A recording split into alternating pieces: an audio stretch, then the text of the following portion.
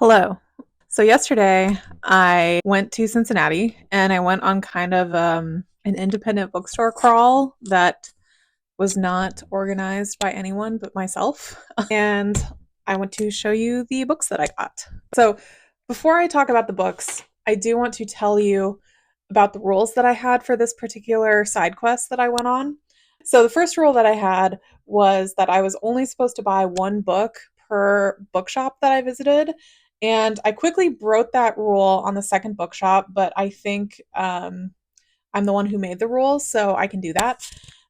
And my second rule was that I wanted to primarily buy books from authors that I did not know. My first stop was Roybling Books and Coffee in Covington, Kentucky. I ended up there and I was like, I meant to be in Cincinnati and suddenly I'm in Kentucky. I did not know that Kentucky and Cincinnati were so close together. That was my bad. I didn't look at the map very closely.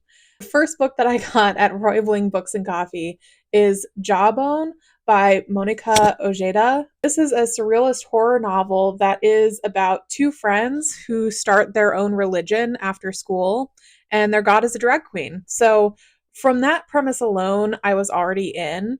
When I realized it was a horror novel, I was even more so in. I'm really into any books that are like horror, that involves two girls and their obsession with one another and designing a fringe religion.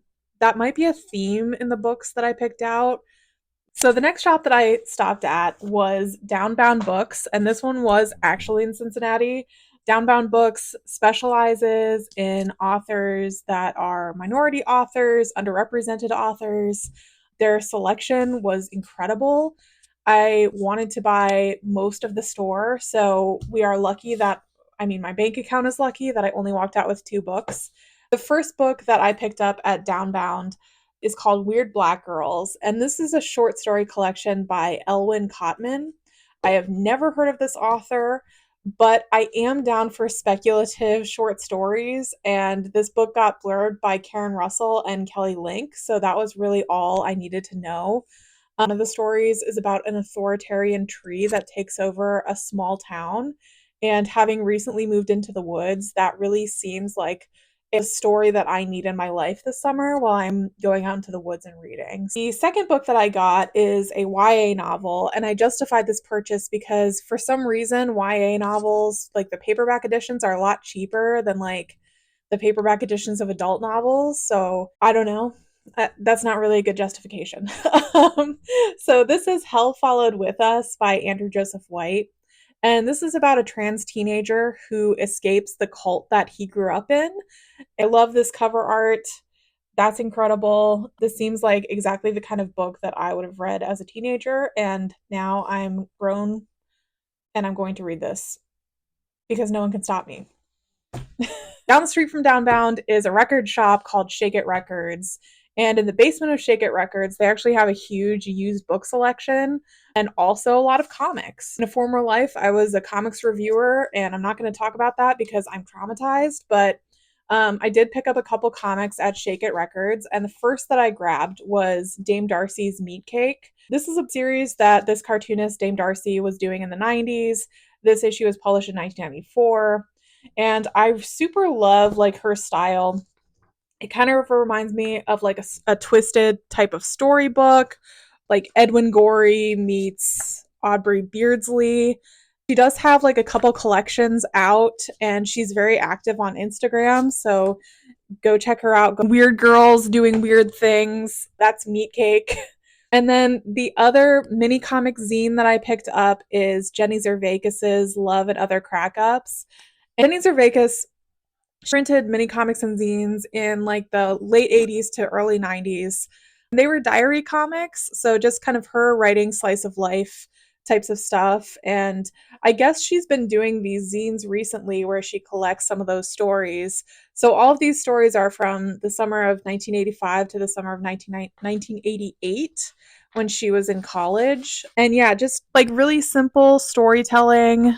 There's some parts in here that are just prose. There's some poetry, and then of course there's comics.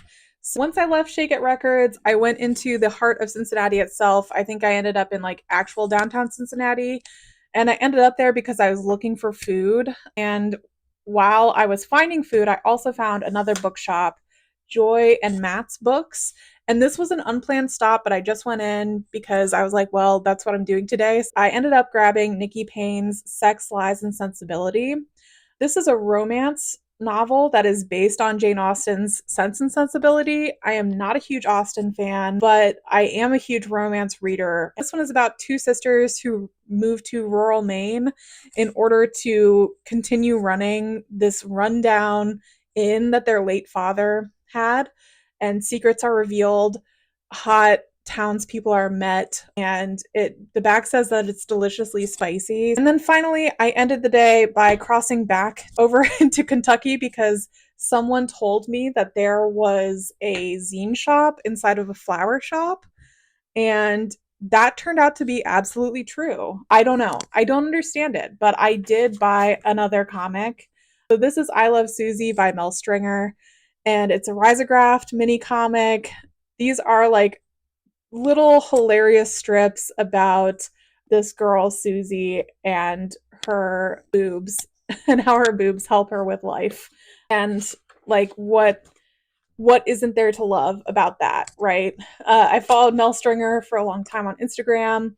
I super love her work, but I have never seen her work out in the wild, and I was super psyched to pick this up. So, yeah, that is my book haul, and I'm really excited to read these. Thanks for listening, guys. I'll see you later.